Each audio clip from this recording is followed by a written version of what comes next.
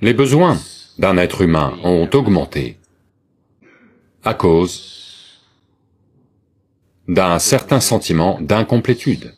Les gens forment des relations pour faire l'expérience d'un certain sentiment de complétude en eux-mêmes.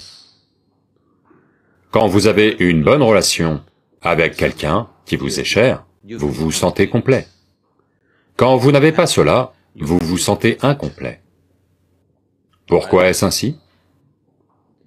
Parce que cette vie, ce fragment de vie, est une entité complète en soi. Pourquoi se sent-elle incomplète? Et pourquoi essaie-t-elle de se combler en faisant un partenariat avec un autre fragment de vie?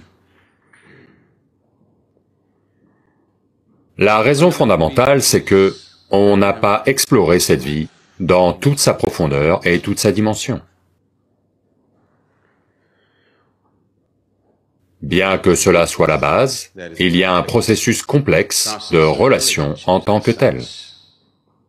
Il y a des attentes. Et des attentes, et des attentes, et des attentes. Les attentes que la plupart des gens créent sont telles qu'il n'y a aucun être humain sur la planète qui pourra jamais répondre à ces attentes.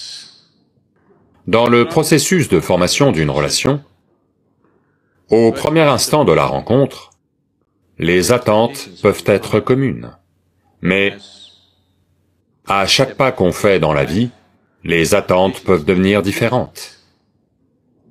Comme ces attentes n'arrêtent pas de changer chez les gens, elles ne sont pas constantes et elles ne peuvent pas l'être. Une personne peut garder les mêmes attentes tout au long de sa vie, les attentes d'une autre personne peuvent changer, parce que sa perception et son expérience de la vie changent. Maintenant, les relations deviennent un grand conflit. Il y a plus de conflits entre les quatre murs d'une maison que partout ailleurs sur la planète. La seule chose, c'est que les bombes n'explosent pas, donc vous ne les entendez pas. Peut-être qu'ils se font le coup du silence.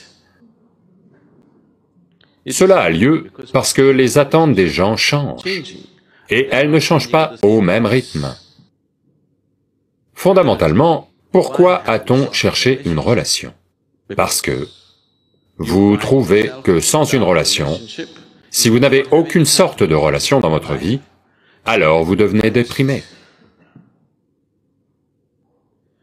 Donc, fondamentalement, vous cherchez une relation, parce que vous voulez être heureux, vous voulez être joyeux, ou en d'autres termes, vous essayez d'utiliser l'autre comme la source de votre bonheur.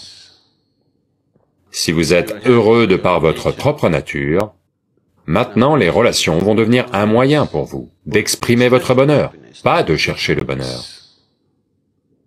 Si vous nouez des relations pour rechercher le bonheur, et que vous essayez d'extraire du bonheur de quelqu'un, et que cette personne essaie d'extraire du bonheur de vous, maintenant, ça va devenir une relation douloureuse au bout d'un moment. Dans un premier temps, ça peut être ok parce que quelque chose est comblé.